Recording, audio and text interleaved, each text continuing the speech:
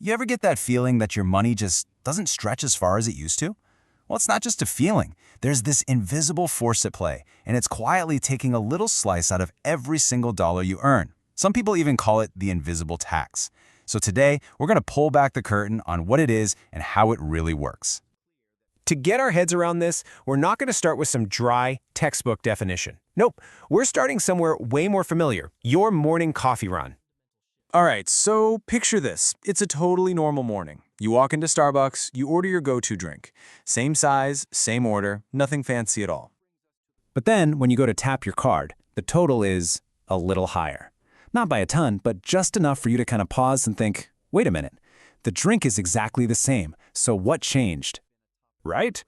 It's the exact same drink. No extra shot of caramel, nobody's singing you happy birthday. It's just more expensive. That small, slightly confusing moment at the counter, that, my friends, is inflation, happening in real time.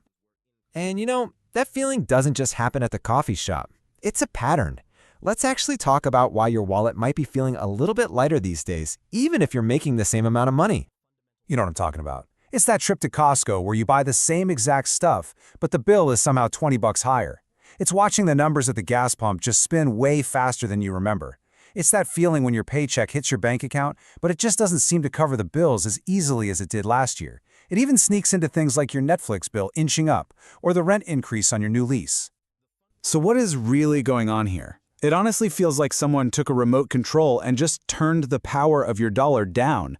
You have the same amount of money, but it buys you less stuff. What is the force behind all this? Well, to really get it, let's use a super simple metaphor. Let's forget all the complex economic charts for a second and just imagine the entire US economy as one giant balloon. Okay, so you've got this huge balloon, which is our economy. Now imagine more and more money is getting pumped into the system. You know, from government programs, bank loans, all that stuff. Pumping in that money is like pumping air into the balloon. And what happens? With more dollars all chasing the same number of cars, houses, and yes, lattes, the balloon has to expand. And that expansion, that's prices going up. And that right there brings us to the official definition.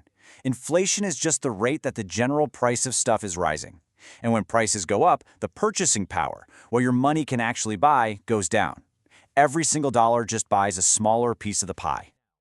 Okay, but here's the first big aha moment. We're so used to thinking of inflation as this big, scary monster, but that's not the whole story. Believe it or not, a little bit of it, a small, predictable amount, is actually good for the economy. In fact, economists in the Federal Reserve, they actually have a target number in mind. They're aiming for about 2% inflation a year. That's considered the sweet spot for a healthy, growing economy. Think of it like this. That 2% inflation is like a nice, healthy jog for the economy. It's not a panicked, all-out sprint. It just keeps things moving along. It gently encourages people and businesses to spend or invest their money instead of just hoarding cash that's going to be worth a little less next year. And that's what keeps the economy humming. And this chart shows that difference perfectly. Over on the left, you've got that healthy 2% jog in green.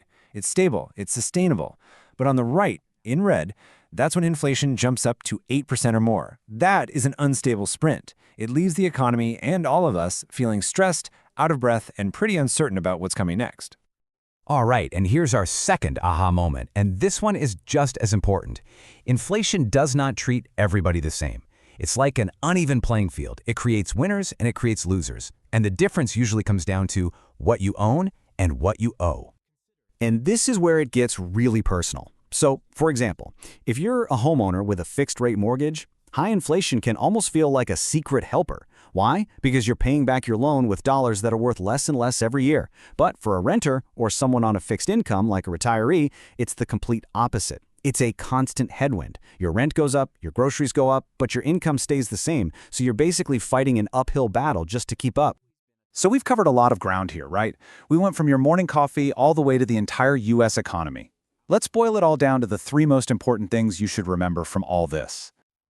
Okay, number one, your money's value isn't static. It's not fixed. Its purchasing power is always changing. Number two, remember the jog versus the sprint? A little inflation is actually healthy, but high inflation, that changes the game and impacts every single financial decision you make. And finally, number three, and this is the most important, Understanding this stuff isn't just for economists. It gives you the power to make smarter choices with your own money, from how you save to how you spend. So, this leaves us with one final, really crucial question. Now that you get what inflation is, have you ever wondered why it seems like you always feel it first at the gas pump or in the grocery store? What makes those prices change so fast? Well, the answer to that is the key to understanding how our economy really works day to day.